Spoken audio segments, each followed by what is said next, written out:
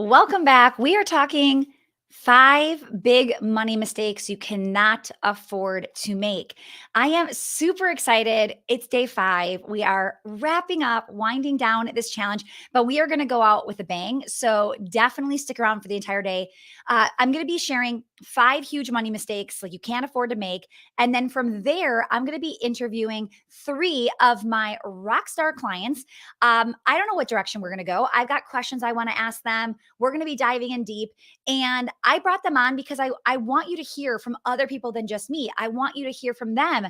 What would they done? What would they do now that they could go back and change it? Where would they go? What would they do? What did they learn? What do they wish they would have done sooner, faster? What were they holding on to? All of these things. So I'm so excited to bring you some incredible entrepreneurs. I love learning from people that have done it. I love chatting with people that are doing it. So that's what we're bringing you today.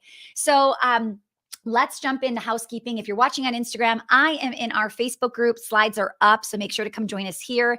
It is in the Foot Traffic Operations Facebook group, so come join us there. So housekeeping, congrats on being a finisher. You are here on day 5. Lots of people don't make it to day 5 because they are good starters. They're good at ideas and like thinking about, we could do this, we could do that. And then when push comes to shove, they don't continue, they don't finish, and you are here. So I'm super excited. Today, we are going to be giving away that powerhouse mug on the screen. I actually don't have one here. Mine didn't come yet, but coffee mug is going to be shipped out to somebody. And then we'll be announcing on Monday prizes for the top 5 most engaged in the Facebook group all week this week. We can see analytics from the Facebook group. So we're just going to pick the top 5 and send you guys some goodies and some prizes as well. Welcome to our newest members of Well-Oiled Operations. Super excited to have some incredible entrepreneurs joining us. We are going to be kicking off immediately. You get to jump in, start binging content, all the good stuff coming your way. So welcome, welcome, welcome. I will throw that up on the screen for just a second. Again, so you remember what's included in the program. And we are just going to jump right in and get ready to go. So with that said, the biggest thing that I want people to hear is this is not a course. You're not jumping in and just watching videos. It really, truly is the systems, the templates for you to put them in your business, have them forever, right? When I say you're going to need this in onboarding, you're going to need this when you fire, you'll want this job description when you hire, and here's how you do systems. And then it's like, and here are ours. All right. So that is the biggest thing that I want you to see. We will be diving in deep to all 9 of these modules that you can see on the outside. So that's the biggest thing. All right, let's jump into today. Yeah, and if you can put the link in the chat, that would be amazing for them. Okay, so 5 money mistakes, huge money mistakes. Here are my 5, okay? So first of all, I think number 1 is more products does not equal more money. Creating too many products, too many programs, too many services, all right? I did this in both businesses. You would think I would have learned from the one business and I wouldn't have done it in the second. Nope. I made lots of the same mistakes because you forget, right? You forget these things. You got to go back to the basics. One thing, we offered dance for many years as our only offering. And it was great. It's what kept blowing us up. And then I heard, oh, what if you added music? And what if you added acting and then a fine arts preschool? We literally added. And it doesn't always equal more money. Maybe yes, more revenue, but sometimes you start to spread yourself too thin. And all of a sudden you're doing this and you're doing that. And it's like, this one starts to suffer, right? So I really want to remind you to find your best seller and lean in to what is selling. When somebody says, okay, I've got a product and I really want to hit 1 million, I'm thinking about adding, I'm like, stop right there. Stop right there. Let's just sell that one thing and let's just sell the thing that's already selling, but let's sell more of that. Okay. So slow down. Now I will tell you at some point, acting, we just like booted it. We're like, nope, this isn't making sense. And then music sat there for a while and it just was like, okay. And it never took off until we finally hired a music director where she came in and she was the one in charge and she owned it and she treated it as her baby because my brain wasn't divided between 2 things. My focus was just on dance. And then she got to do just music. And that's when it took off. So until you start to add team members, I would not be adding additional products. It's just too hard on fulfillment. Okay. And we know fulfillment is not just fulfilling on the product and keeping those customers happy, but it's also keeping them happy where they want to continue to buy, continue to stay. So you can lose money, you can leave money on the table by adding too many things. All right. We have a client who came to us and she had 150 SKUs. She's a physical product business, 150. And she said, all right, I listened to you. I'm going down to 2, which, okay, I'm going to give her, I said, do 1. She's got 2. She had 150. Like, let's just give her credit for listening and really condensing. I bet you that will be the best decision she ever makes. All right. So be a specialist, not a generalist. Write down specialist in the chat. Be a specialist, not a generalist. If you do everything, they won't remember at all what you do, right? So master one product. All right. Number 2, more leads and sales top of funnel. I would be thinking about the 80-20 rule. Okay. So again, we think more platforms. I want you to lean in to what is working, not adding. I don't want you going from Facebook to Instagram to LinkedIn to TikTok to Pinterest to, are you even doing Instagram well? Are you doing Facebook well? Like, don't go to the next one, right? Until you've mastered the one. So we just talked about master your product, one product. Now I'm talking the same thing. So I think it's Dan Kennedy that says, the worst number in business is 1. He says, only having one business, one product, one platform, one ads account, one is actually dangerous, right? And that, I actually agree with him, but here's what I think you have to know. I think you have to start with 1. And I think you have to master 1. And when you master that 1, then you get to diversify. Because yes, you're right. Having, I had 2 businesses when the pandemic hit, and thank goodness I did. One blew up while one suffered and was shut down, right? So I was very, very secure, I should say, much more secure than if I just would have had the dance studio, right, with a shutdown. So don't diversify yet until you've mastered the one business, the one product, the one platform, the one you fill it in. Okay.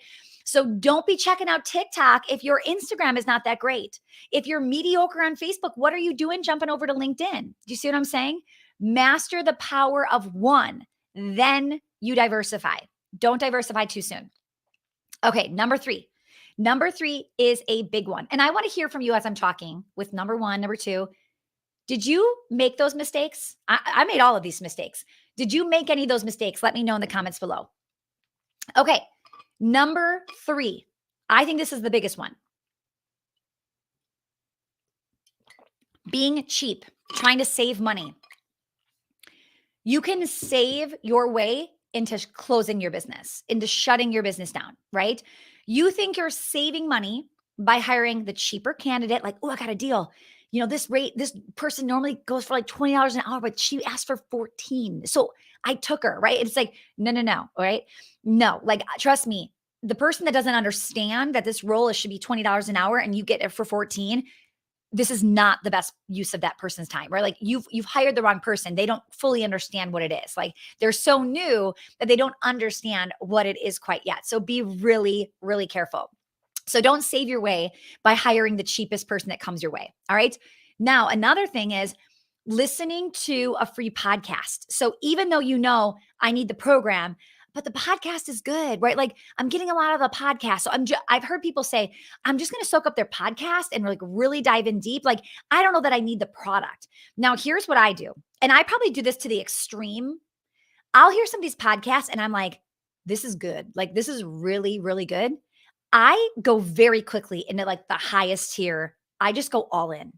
And I will tell you, when I used to go slow and I used to just grab like this free this, and I've been doing this for 20 years. So it used to be like I used to get like Dan Kennedy's original newsletter in the mail, right? I would think like, I'll just do this like 47, or I'll just do this free thing, or I'll just do this. And all it did was slow my growth, right? So don't just listen to free. Go all in. Get everything you can and move faster. Time is money. I pay for speed. If I can pay to recoup my time to go faster, I'm doing it. So why do I hire people? Because I can pay for speed. I can pay for time. If I have 10 people on my team, I can do 10 times the amount of work because I can say, okay, here's what we need to do this week. You write the copy, you post on social media, you go talk to our clients about this, you go, and do you see how I'm multiplying my time?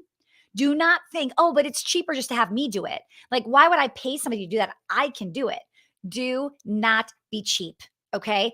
I invest and I invest anywhere where I believe I can get a return on my investment. And trust me, that is speed. So, I shared this on Instagram stories a few weeks ago. We got to Arizona and we rented a car. And I'm not like, I think, we pay for it when we can afford what we want. That's what I believe. I believe we can always afford what we want to afford. So I don't really care about rental cars. I have a nice car here. Kent has a nice car here. But when we go to rent cars, we pretty much just get the cheapest SUV, like the smallest, cheapest SUV we can get. So we go there to Arizona. We are getting our rental car, and the woman says, we're actually out of cars. It's going to be an hour wait. And I'm like, what? I've never even heard of this before. They're having a massive shortage. They got rid of their cars during COVID, and now they're having a shortage. And I'm like, Kent's like, oh, okay, wow, this sucks, but okay. And I'm like, wait, what other cars do you have? Like, I'll take any car. What car do you have right now? And she says, like, oh, I only have the luxury car. And she said it like that, like the luxury car, because she's thinking, lady, you bought the cheapest car on the lot. You probably aren't going to spend money on the luxury vehicle. And I'm like, okay, so the luxury vehicle is available now? And she's like, yes. I was like, I'll take it. I didn't even hear the price. I was like, I'll take it. And Ken's like, what are you doing? Like, we never get luxury vehicles when we're right here. I'm like, I'm not paying for a luxury vehicle. I am paying for an hour of my time back. I value that. Okay. So we get down to the parking lot. There's literally no cars, like not even the luxury vehicle. They just gave it away to somebody else. But because we upgraded, they let us skip the line. So we paid $135 to skip a line. We ended up getting just a cheap SUV. We didn't even get the upgrade because we're like, we'll take anything, right? And Ken's like, are you going to get your money back? I'm like, no, I just paid $135 to skip an hour line. I'm okay. Like, I'm good with that. I feel good about my decision and my choice, right? So I value time that much that I will pay for it. Okay. And that bit me in the butt because we were literally going to Mexico last week. We get there and Kent's luggage is overweight and it's going to be $50. I was like, oh, Kent, like $50, that's $100 times like both ways. I was like, oh, that is like, why would you do that? He's like, you just paid $135 to skip a line. I am bringing my clothes to Mexico for $100, right? So the value there, right? So he definitely rubbed that in my face. But you see what I'm saying? I pay for time. I pay for speed. If a free podcast is going to get me what I need, but it takes me 2 years of consuming and really understanding, or I can get that same effect in a 6-month, 12-month, 3-month program, I am in. Like, get me speed. Okay. So I believe a lot in the free stuff, but that's like supplemental. I'll read a book in the morning or I'll listen to a podcast while I'm driving, but it is not where I am going all in to consume the rest of my stuff. Okay. All right. Um, I will say this. Let me give one more thing here. I actually think also where people get hurt here is they live the lifestyle they want to live now. So I am actually pretty cheap on a personal level, but I am not cheap professionally. Okay. So in the beginning of my business, I was very cheap, like really, really cheap to the point where my friends would say, I'm in my 20s, like, hey, let's go to movie and a dinner. And I would think, movies are like $15. Dinner, that's gonna be like 20. I can't, I'm gonna pass. And they would be like, Stacy, it's $35. Like, come on. I'm like, no, I really can't spend that. Like, I have to put it in my business. I remember our wedding. I got married. We got married in 2008. Okay. Business started right out of like high school, 2002. All right. Still in my business. I remember we got 2 knife sets. I'm like, I'm selling this other one on eBay. Like, I get which one's the most expensive? I'm not keeping the most expensive. I'm selling the most expensive on eBay and I'm going to get that money back to put in my business. So I was very, very cheap in the beginning of my business personally. Right. And I was throwing all my money in professionally, but I was not being cheap professionally. I wasn't going for the cheap coach or the cheap this or the cheap hire. Do you see what I'm saying? But I was personally. Okay.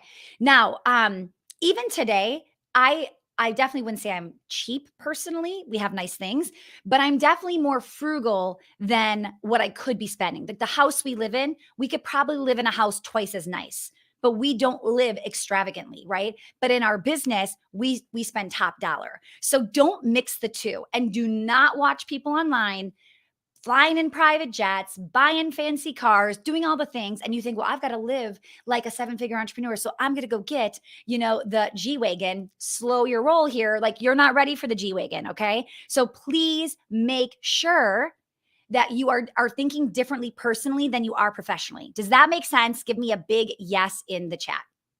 I keep grabbing the wrong water.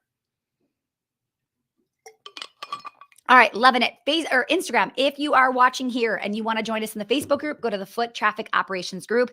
I will be cutting this early because you're not going to be able to see my interviews that are going to be here inside of the Facebook group. Okay, good. Still with me. Love it. All right, so that was only 3. I've got 2 more, and then I'm going to bring on my friends. So number 4, thinking small, right? Small vision. Once you set it, you're on a mission to hit it. But don't go so small that you're underestimating yourself and your team. So when you surround yourself with people doing big things and you hear what's possible, you change your goals. When you see it's possible, right? You want to get in a room as fast as you can where there's examples of what is possible. So I have a really, really big goal for next year, revenue-wise. And it's big. Like it's not little, it's big. And I sat, and sometimes I doubt myself of like, can I really hit that? Okay. Which is not helpful for anybody, but it happens. So I sit down next to this person in this room. We're sharing our goals, and she says the revenue goal that I want to hit. And I was like, oh wow. So in my head, I'm thinking like she must be much larger than me. And that's her like realistic goal she's going to try to hit. So I'm thinking in my head, she's bigger than me, right? So all of a sudden we share what we grossed last year, and she's smaller than me. And I'm sitting here thinking I have this massive goal that's just so insane. And now I'm like, wait a minute. She has that goal and she's smaller than me? Okay. No, I'm going for that goal. Like I'm going to hit that goal. If she thinks she can do it and I think she can too, why can I not do it? My confidence rises, right? My confidence rises when I start to hear those big goals and those big visions and what people are doing, right? So one of our mastermind groups this morning, they were sharing in a chat, and somebody was like, just got my opt-in up to 45% or 50%, and then you're like, oh, okay. So if mine's at 37, I'm going for 45. Like you just keep hearing and pushing yourself. But if you're doing this alone and you're like, I'm at 31, I don't know if that's good or not. I think that's pretty good. They say anything over 30 is good. So okay, I'm good at 31. And then you settle. You can't settle. You've got to get in the room, right? Yes. Surround yourself with those who raise your vibration 100%. And that's truly what it is. You start to think and feel differently. This happened in our mastermind too. I remember Brittany, one of our amazing clients, she had this goal, and all of a sudden she was like, I'm changing my goal. If they're hitting 1 million in year 1 of business, and yes, we've had people hit 1 million in year 1 of business. She's like, why can't I do that? So I'm going to that number, right? So the more you surround yourself with these go-getters, these action takers, people that are implementing, the more you go, if she can do it, so can I. So I need to see it, which is, by the way, not like faith is believing without seeing. Okay. Faith can be shaken, right? Faith can be, you can start to doubt yourself. You can start to doubt your faith. But what happens to increase that faith, increase your confidence, is you see it. And we get to cheat a little bit. We get to see it to go, okay, I believe it too, right? I have faith now, I can do it. Even though we had to see to believe, we get to do that, right? We get to do that in business. So surround yourself with people that have big visions. Okay, number five. This is the biggest one. I don't even know. They're all big, right? Number 5, not looking at my numbers. I now get reports daily, weekly, monthly. You do not get reports just because your CPA finally did your taxes. So we do a lot of strategy calls here at Foot Traffic. I hope you've taken us up on them this week. And it's crazy. Most people don't know their numbers. We just had one. What month? So in March, this was probably end of February, first week in March. And the person was like, oh, well, I don't know my revenue from last year yet because my CPA hasn't done our taxes yet. I'm like, what? Like, no. You should know your revenue on a monthly basis. And by the 7th of January, you should know what happened in 2021. And if you don't know that information yet and you don't really understand it, you need to. Now, I used to never look at my numbers because first I was afraid to see what they were. Like, am I broke? I know I'm broke. There's no money in my account, so I'm broke. But the first time I ever heard my CPA like give me this information, because he would send me reports and I just wouldn't look at them, which is so bad, so bad. I remember we had a meeting and he said, "So you've grossed $850,000 this year." And I literally remember being like, "What? $850,000?" Like, I had no idea, like literally no idea how much money we were making. And he's like, "Oh yeah, you grossed like 800,000 last year. So you grew, but not even that much." I was like, "We grossed 800,000 last year?" Like, I was blind on purpose. I was purposely not looking at my numbers. Now, we went from 800 to 850 because I didn't know what was going on, right? When I knew that information, I went from 850 to over a million that following year. Why do you think that happened? Why do you think I grew 150 versus just the 50? Because I actually knew my numbers and I knew it. I could. I knew I was close enough that I could actually do it if I was paying attention. Know your numbers. What you measure increases. You want more money? You better track your sales daily. You want more profit? Track your profit margin. Knowledge is power, and it's how you should be future planning. That knowledge, that information is how I decide what we're doing this week. Every single day when I get my reports, I change tomorrow. When I get my weekly report on Monday, I change the plan for this week. Use that data. Okay. Please do not just let your CPA send you reports and then you're like, "Thanks. I don't know what that means." Right. I have a weekly report that's sent to me, but I actually jump on a call with my CPA on a monthly basis and he explains it to me. And then we walk through next month and we predict next month. Okay. Now, for those of you that jumped into Well Oiled, wait till you see our spreadsheets, the calculators, the Google spreadsheets we've given you. So your company can use all of the formulas that we have pre-programmed in here. That's all included. Okay. All right. Switching gears, I am super excited to bring you on some amazing rockstar clients that have generously gifted us with their time and their presence. So I'm super excited to have them on. Karina, I'm going to come to you, and then Christina, I am coming to you next. Instagram, we're ending it here. You've got to come join us in the Facebook group Foot Traffic Operations. See you soon. All right, Karina, let's do it. Hi, Karina. Hello, can you hear me? I can. I am so excited that you were able to pop in here in your busy workday. Can you tell everybody what you do, a little bit about your business, and then I've got some questions I want to ask you. Yeah, so I'm a fabric and paper designer, and I was able to build a design business, multiple six figures.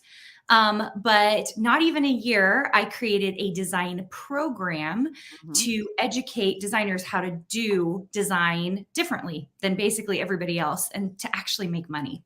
Yes. Okay. So excited. So, you are somebody that I can't just say like you're successful. Like, yes, you're successful, but what makes you successful, in my opinion, is you just do. You implement. You're always looking at how do I outdo myself? What can I do next? How can I get better? And that is something I observe of you. And then you just implement like fast, right? So I want to acknowledge you because not everybody can do that. So let's just dive into a couple questions. Let's talk a little bit this week about actually, I'm going to pick on you a tiny bit because you said to me, "I don't want a team, Stacy. You're not going to convince me to have a team." Let's go there. What did you tell me? And then what has Oh happened? my gosh. And this was not even a year ago, Yeah. right? Like I have only known Stacy not even quite a year. And I didn't even know who she was before I came and started in her masterminds. But I literally said to her, I do not want to have a team. I was like, there is no way. And the thing that became very quickly clear, especially because I started growing exponentially fast, was I physically couldn't run my business by myself. Yeah. And as I kind of watched what Stacy was doing with her team, I thought, okay, if she can do it, this is like that whole thing, like if she can do it, I can do it. Totally. And hired my first two people after we had one of our first big launch. Like 2 months later, I was like, the time has come. And slowly and truly gave in to the idea that I have to have a team, which is honestly, it's changed everything. It really has. And We're not even a year old in the program. Like we're, I think, at 11 months right now. And we have, including myself, there's 10 of us on the team Wow. now. Because of that rapid growth, you had to just kind of keeping up with it.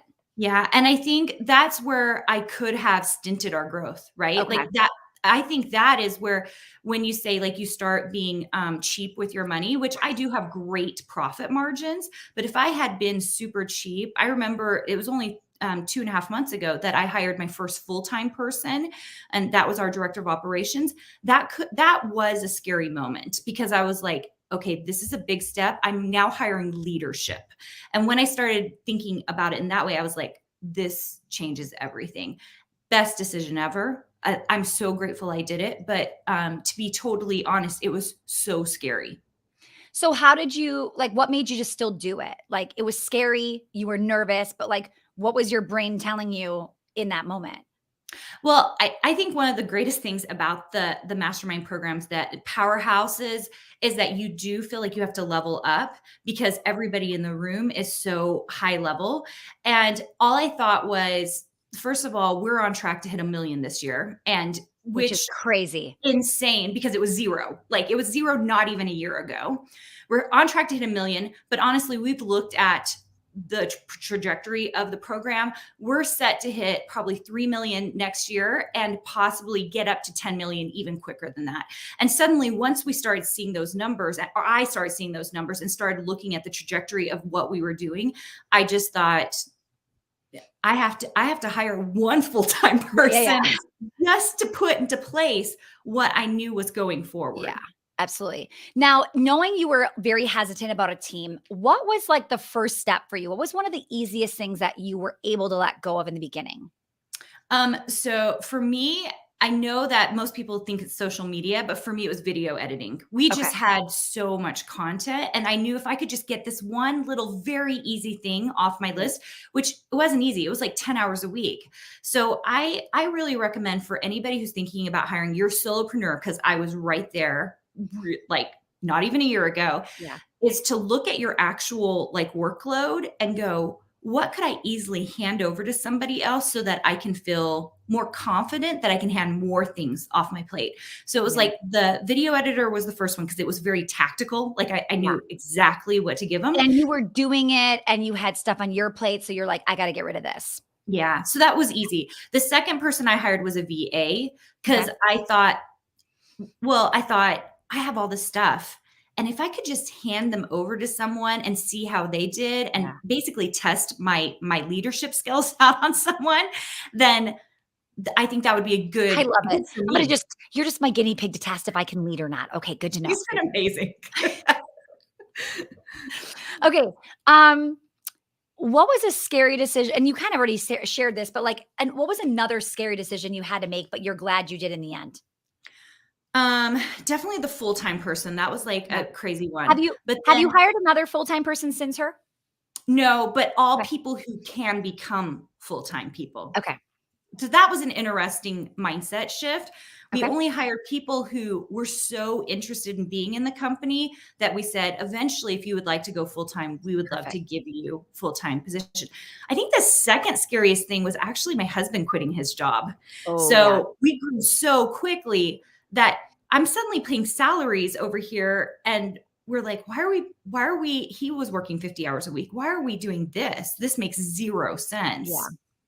Yeah. Okay. I love that. But it is scary. It is scary to go, we're both now riding on this business. Like this Mhm. needs to work. Okay. I love that. What is a piece of advice for somebody looking to scale? Like your story is crazy. Like you have gone so fast. What would you share with somebody who's like, Karina, I want to do this. I want to move fast too. I want to be at 1 million, but I don't want to be at 1 million in 10 years from now. I want to go quick. Yeah. Okay. I think, well, first of all, you have to be in the, like Stacey just said it, you have to be in the room. I have never bought a program before, ever, ever. Like I'm one of those scaredy cats. And So I bought the program, but the moment it showed me, like, Did you hear other programs? Like, did you hear of other programs before me? yeah, I mean, like, I'd heard about masterminds before, Okay. and I'd heard about classes and stuff, but I just, I really believed, and this is a falsehood, I really believed I could do it by myself because I am such an Mm, implementer that I yeah. would just take care of and I like things my own way. Oh my gosh, the stubbornness. I like doing it my own way. That's why I said to Stacy, I don't want a team. And then slowly but surely, I'm in this mastermind I going, brainwashed her. yeah, just well, and the thing is, like, once you see one thing succeed when you're in a Mm. powerhouse group, when you see one thing that you implement succeed, which I had done that, I implemented something, it brought in a ton of income, and I suddenly went, okay, Mm. I clearly don't know everything. Yeah. So you were stubborn, you had never seen anything. What made you jump in?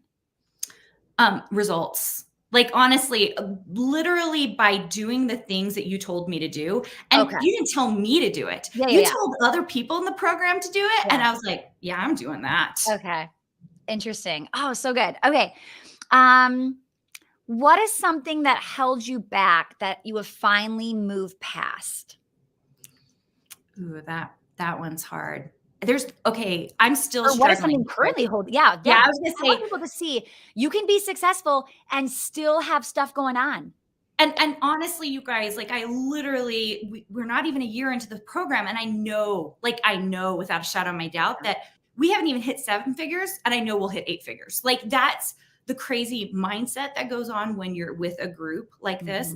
Mhm. But one of the things that I still struggle with is handing off things and being okay with not understanding or knowing them. This Mm. happened this week. I actually mentioned to another powerhouse person that I was doing this particular thing. And she was like, "Why are you doing that? You're the CEO." Mm. And I said, "Because I don't understand it. And my team is incredibly," I suddenly started, as Yeah. Susie was negotiating with myself. And I was Yeah. like, "Well, everybody on the team is so busy. I've got everybody doing so much stuff. And I'm going to do it myself. And then I'm going to teach someone else to do it." That's the way my Yeah. mind goes. Mm. And she was like, "This is so dumb. Like, you should not be doing that thing." And I was like, "You're right. I shouldn't." Oh, So man. still handing off things. Okay. I think when we're solopreneurs, we're so used to doing all the things that we Yeah. don't think twice about just continuing to do it. Yeah, and, like, I'll just do it quick. Like, even telling somebody they probably can't do it till next week, but I could just do it right now. So we, like, make up these stories in our head. Yeah, and well-oiled operations is so good because you talk about high, medium, and low priorities. Mhm. And my problem is, like every CEO, everything's high priority. So then I'm like, "Oh, I'm just going to do it myself." Yeah. Yeah. Oh, so easy. Okay. Karina, thank you so much for jumping on and sharing. I know somebody's listening that just got in the room with you that said, if she can do it, I can do it. That's exciting. And I really believe it. Like, I Me used to too. not believe it, but now that I'm doing it, I'm like, "Oh, if you implement the right things, Yeah. anyone can do this." Love it. Karina, where can people find you if they happen to be a designer and they're like, I need this Karina in my life? Where do they go? Probably Instagram. If you just Yeah. go to Karina Gardner, Carina Gardner, Gardner. We are dispelling tons of beliefs about how to make money as designers. My people actually make money as designers, and that's why my program is so popular. So, because people are actually making money. So good. Karina, thank you. I love that I get to spend time with you and hang out with you. And you've just been such an asset to the program. So thank you so much for being here. Thanks for having me. All right, we have another amazing guest. I'm super excited to bring on Christina. Christina, let's get you on. Christina, welcome. Hi, how are Hello. you? Can you hear me? Yes, I can. Okay, perfect. Okay. So, Thanks for having me. yes, I'm so excited you're here. I was thinking about you this morning, knowing we are going to speak. And you know what's funny is I remember this limiting belief that I had, or like just a belief in general of I always thought that a real entrepreneur knew that they were an entrepreneur immediately and they never had a Mm, real job. And mm, entrepreneurs were entrepreneurs right out of like the gate and the get go. And then I meet people like you and I go, oh no, that's so wrong because you just didn't know, you didn't see it before. And share your story a tiny bit yeah. of who you like, what you did and what you're doing now. And just give us a little background. Okay, so I own Los Gatos Elite, which is a gymnastics school in California, and I always ran other people's programs. So I Mhm. was a long time program director for a couple other programs around me. And I kind of worked myself out of a job because I kept going to my former bosses and be like, oh, I think we should change this. I want to improve this and do all these tweaks. And they didn't really want to do that. They were really quite happy with where they were at. And they kind of said, no, Christina, stop asking. It's not going to happen. And so that's when I did start looking to open my own. And here's the thing I want people to hear too. I believe, and who knows, right? But I believe that if somebody would have just given you what you had asked for and let you shine and run this and own this, you may have stayed there 100%. forever if you could have brought that out in you. Because 100%. somebody like squashed your dreams and was like, no, this is my business. You go do that. You were like, then I'm going to go do that over here. Yeah. Exactly. And now you're probably their worst nightmare because you are just massive and have blown. So Christina opened her studio post-pandemic. No, we opened just before pandemic. Oh, even worse, right? So so just in time to close. And then she's in California, so she got the worst of the shutdown. Yep. And I would have said to her, like, get out of here and get money, whatever money you can back. And she took it and ran with it. Very, very successful. I mean, you blew up faster than any of my studios ever blew up. And it's just incredible what you have done. Yeah, so how long have you been in business? We are 2 years. Okay. 2 years and a couple months. Okay. So we opened in October of 2019 and then shut down in March. Yeah. Yes. Which I can only imagine. So how many people on staff now? Like kind of share some numbers a little bit so that people can understand. So now we have 36 people on staff. 2 years. I know. That's 2 years crazy. in, I was still a solo dance teacher, FYI. And you have 36 people. 36, 7 figures. My goal is multi 7 figures. 7 this figures year. a year in 2 years. I did not do that. Let me tell you that. Yeah. I mean, lots of kiddos. Yeah. Wait lists. Yeah. All the things. We've already done an expansion. Amazing. All right. So let's kind of get into this. So I think you've been doing this longer than 2 years, but you really got to do it 2 years in your business, right? Where you're now making these executive decisions. Yeah. So what were some of your strengths coming in, or even some of your weaknesses from kind of like your past life into this? Like, what was hard for you to let go? Easy for you to let go? I'm curious. It's funny, hiring. I know Karina just talked about that, and I'm not saying that because she said that, but honestly, say it if it's true, because I want people to hear you're normal if you're freaking out about hiring right now. I thought no one else could hire other people besides me. There's no way how can somebody hire? I need to know everybody. I need to so letting other people hire. Okay. So letting other people on your team hire new people. Yes. The people that I had on my team, came with me. So I didn't necessarily inherit a team, but people did follow me. So I'm grateful for that. As far as on my leadership team, I started with a leadership team built in. And for me, I used to think I was the only one that could hire our teams, our coaches, all the other team members. What was the first step in letting that go? Like, what happened? How did you finally go, okay, somebody else can do this? It was just a lot to keep up with, right? So we have, almost 40 people now, 36. And, it is a lot to hire them, check their it's just a lot. So for me, it was just time. And then the first time you're like, oh, this can work, then it's easy to do it. Yeah, I agree. I think the first time I ever did it was because I physically couldn't make the interview next week and they had to interview. And I was like, then can you just do it? Exactly. And then they did it. And I was like, oh, let's do that again. Right. Yeah. Exactly. Okay. Same thing. All right. I love it. So that was the hardest thing for you to let go of. What was some of the easy stuff? Just because I like people hearing something easy they could try. What was easy for you? Easy stuff for me, like database management, right? That part is easy to let go of. Is that because you don't love that stuff, or you didn't think it was as important? What do you think? I think it was time, there's other things I should have been doing with my time. So letting other people manage a database or input registrations, whatever that is, responding to emails. I, for a long time, thought it had to be from my voice responding to emails. And, it's a surprise. Other people can write with your tone and Okay. I love that stuff. Can I ask you, because I know we had talked about something at one of our retreats and you were like, well, I could never give up payroll. And we're like, no, Yeah. payroll you can get rid of. Did you ever get rid of payroll? No, I got rid of half of it. Okay. So Got it. I just sent it to payroll and, Perfect. but it's processed and then I send it. Okay, amazing. So Yeah. like little by little, we start to get the Yes. stuff off our plate. Okay, cool. Yeah. And it was funny because we were all, what are like the 3 things you have to keep? And like one of yours was payroll. And I think the room Yeah. like looked at you like, what? No, Why payroll? I not know. payroll. Yeah. But you don't know what you don't know. So you probably Yeah. thought like payroll is so important. I'm gonna keep that on my plate. But then you Right. hear other people go, no, none of us do payroll. You don't have to keep that on your plate. Yeah. Yeah. It comes to me processed and I just send it. So it actually went from taking like a half an hour twice a month to like it takes me now 7 minutes. I love it. Okay, cool. So better. Yes, love it. What was a scary decision you had to make in the last 2 years, but you're so glad you did? Um, well, I think maybe there's a few answers I would actually say to that.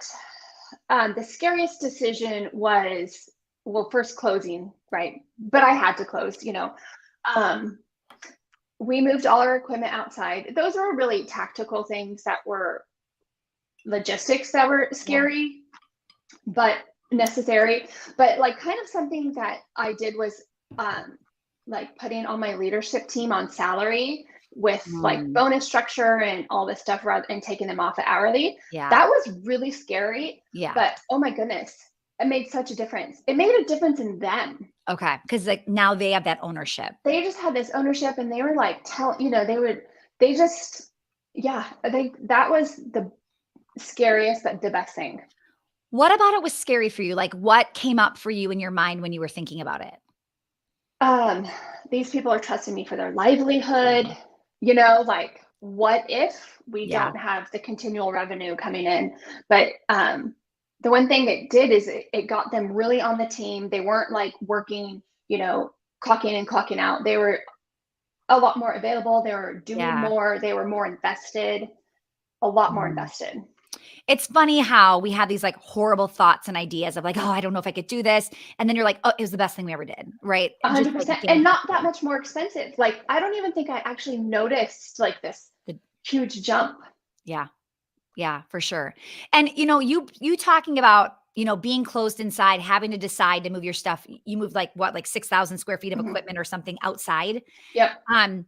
You said it's tactical. I actually think that's way more mindset than tactical.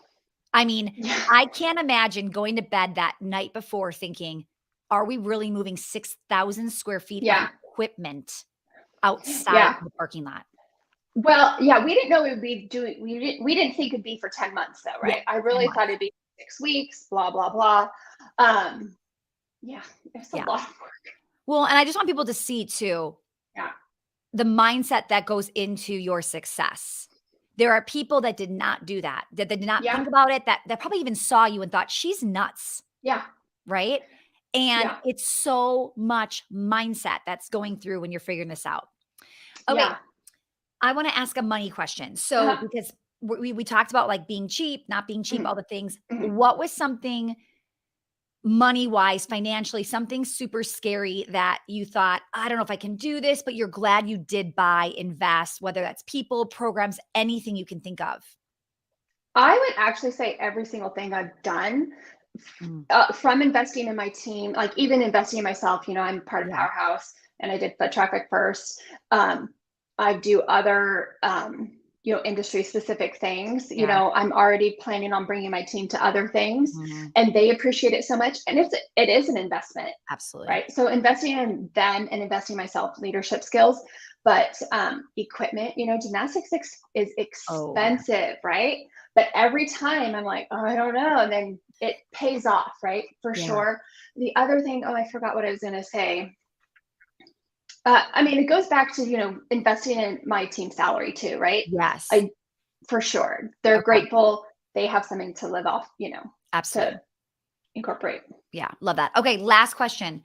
One piece of advice for someone trying to scale. Okay. I would say know your goals, like at least know where you want to go. Yeah. Have a rough idea of how to get there, but that map on the way there, there's going to be detours, Oh, and be ready for them and just do it. That's what I mean, honestly, just do it. Start with the goal, start with the end in mind and work towards that. I love it. Yeah. And I could not agree more because it's like you will end up wherever you write down or Mhm. whatever you don't write down, you're going to be like, Yep. why am I here? And it's Yep. the lack of really understanding. Ah, so Yeah. good. Christina, Yeah. if somebody happens to be local to your area, where can Yeah. they go find gymnastics? Just fill us in with where you are and so people know. We're in Los Gatos, California. So you can, on our website is one of the best places to find us, or our Instagram, Los Gatos Elite. And we are off of Highway 85. pretty, Amazing. pretty good area.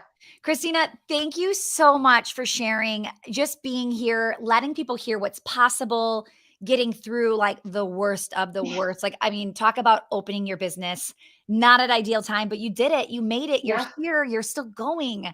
I'm grateful. Thank Oh, you. my goodness. I'm grateful for you. Thank you so much, Christina, for being here. My Thank pleasure. you. Oh, yeah.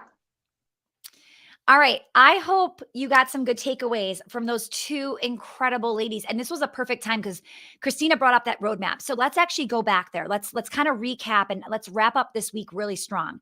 So let's go back to the first thing you need to do as we end this challenge this week. That number one is the roadmap. We need you to write down, where are you going? What are you doing? Where do you want to see yourself in the next 90 days, 1 year? And we want to get everybody on the team on the same page. Okay. So you want that roadmap, write that down. Okay. Second, we've got to figure out the priorities that are going to get us to fulfill that outcome. So when you say on that roadmap, I want this revenue, I want this profit margin, this is our critical number, this is what we're shooting for. The next question in prioritization is, what are the main activities and action items that are going to get us there as fast as humanly possible? Right?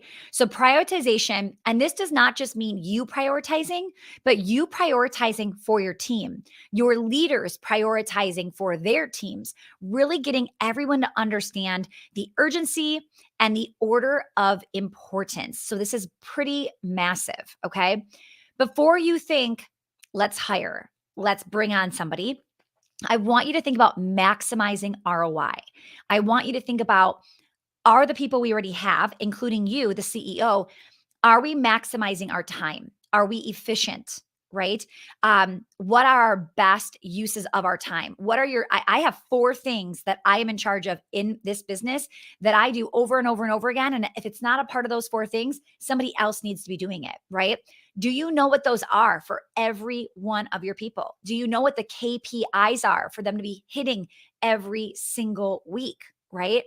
From there, once we have that well-oiled team really looking at who you've got, the help you've got, we've got to step up and be the leader that the team needs. I remember thinking, oh, I'm not sitting in meetings all day. Like, no way. I'm not doing that. Like, not interested. Okay. And pretty soon I realized, if I don't, right? It's like you've got people, again, remember that board game analogy? You've got this board game, no one knows how to win, and everybody's just like running around doing things, wasting time. So, how do we set up those team meetings? How do we figure out what we're going to do on a daily, weekly, monthly, quarterly basis?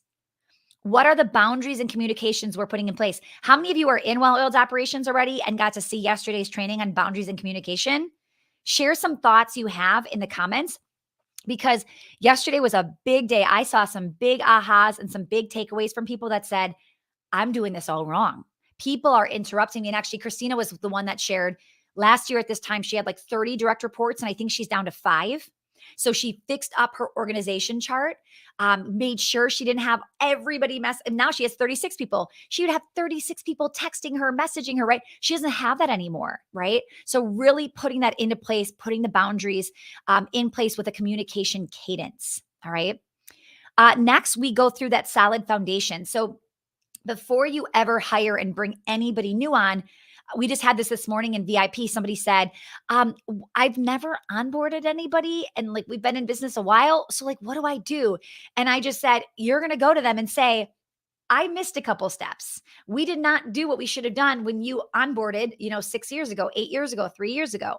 So we're going to onboard everybody now that we're putting this into place, right? So getting proper documentation in place, getting, non-disclosures. Like, think about this. How many people on your team or potential people coming on your team are going to hear some really confidential information? You want to make sure that they have signed a non-disclosure agreement, right? There are several documents we make our team sign as they come on. Non-competes are definitely one of them, right? We just had a powerhouse that was saved by a non-compete because one of her clients tried to poach one of her people, and the person was actually like, "Oh, I'm sorry, I can, and I have this," and then came back and told the owner, which is amazing that happened, and maybe it would not have without a non-compete in place. So you've got to get those solid foundations in place, okay? Which means onboarding people that have been here for a decade, which sounds crazy, but it has to happen, right? So well-oiled team with well-oiled leadership is going to start to multiply your time, right? Go back to the middle of this. What are we trying to do here?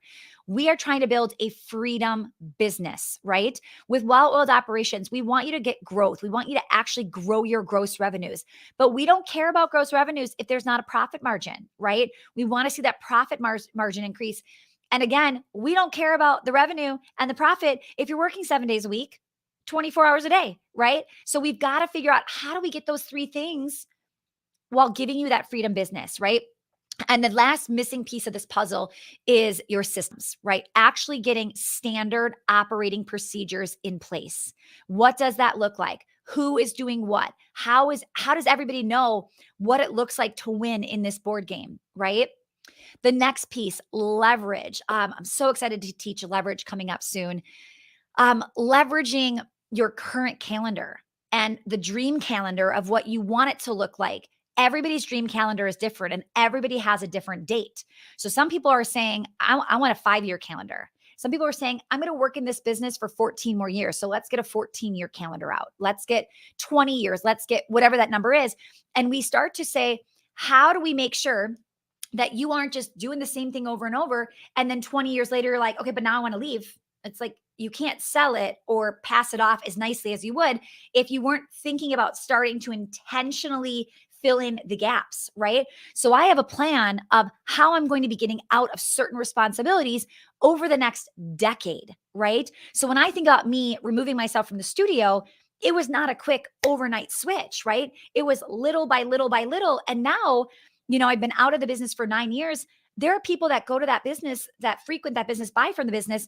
They have zero idea who I am, right? But that was not the case 9 years ago. Everybody needed me to be their teacher, right? And then from there, the last piece, the really big, like finishing it strong, is ownership. Getting us to transfer the CEO to transfer the ownership and really allow them to lead, allow them to create systems, allow them to put new things in place, right? We've got to transfer that. So in well-oiled operations, we cover all 9 of those in standalone trainings, the templates for everything inside. We have 3 bonus trainings that are not including in there, all hiring, the job descriptions, the interviews, the offer letters, you name it. Firing, performance improvement plans when you want to start to decide, are they staying or not? And then the offboarding process for how to let somebody go. And then we have started doing, I'm so excited, we have our first official in-person team retreat coming up in May. And I'll be teaching you, actually, I'll be walking through our agenda for what that looks like and what we're teaching and how we're leading and all the things. And I'm just so excited to see my team in person and also be able to give you guys back that idea of how do I create some retreats for our team and what are some things that we could be doing. It's basically like me putting on a conference for my team internally here to learn and grow as well. So all of that's going to be a bonus inside of well-oiled operations as well. So for those of you joining us, yes, you can go to welloiledoperations.com. All the details are going to be there. Remember, anybody that jumps in by this evening, tonight, Friday tonight, we are throwing in access to foot traffic formula, which is that marketing piece, up until your time with us. So however long you're in our programs for, you will get to keep access to that, which is a massive, massive, massive bonus. So make sure to book your call, your consult. It's actually right on that well-oiled operations page. That information will be there. You can book a call and you're going to get access to that as well. Yes, Allison says, I'll be using the info from Woo for our annual staff retreat. I love it. Okay, so let's give away our last prize. Who wants to win today's prize? It is this adorable coffee mug with our manifesto on it. Say your name and say me in the chat, and I'm going to pass this out right now. What did you think of this week? What did you think of this challenge this week? Let me know in the comments. I have had a blast. I hope you have too. So real quick, while you're saying me in the chat, remember 9 core trainings taught by me, plug and play systems and templates, Vault, rapid response support for 90 days within 1 business day, all access pass for your leadership team, and then integration and implementation with me as well. You can book your strategy call at that link, Well Oiled Operations. All right, let's do it. Let's see who we've got in the chat. The winner. And I've got the shop link too for those of you that have not won, but you're like, I need that mug. Go grab it. Okay. Sandy Hobbs. Congrats. We are going to ship you that mug. All right. Thank you for a phenomenal week. Big thank you to Karina and Christina for coming on. I knew you wanted to see just somebody else doing this, somebody else sharing. And those were 2 beautiful examples of how it can be done. But let me tell you, both of those women, they are implementers. I know Karina said she's a little stubborn, but she's totally open. At least she is now. She is open to new ideas. She is hungry for learning. And when they hear it, same thing with Christina, it's like they attack it and they go full force and they are all in. Look at those skill sets that they have, the mindset that they have, because that is what is taking them to 7 figures, to 8 figures and beyond. So I really want you to start to really study and learn from just really successful people, because success leaves clues. All right. Have a phenomenal week. If we are not connected on Instagram, that is the best place to stay in touch with me. You can go follow me at Stacy Tuschl. I am heading out on spring break this week with my kiddos. So we're going to be heading to Florida. You can kind of follow along. I'm sure I'll be sharing some business tips as well as you kind of see what we're doing this week for spring break. So thanks for a phenomenal week. Can't wait to see some of you inside of Well Oiled Operations. I will see you soon. Bye, everyone.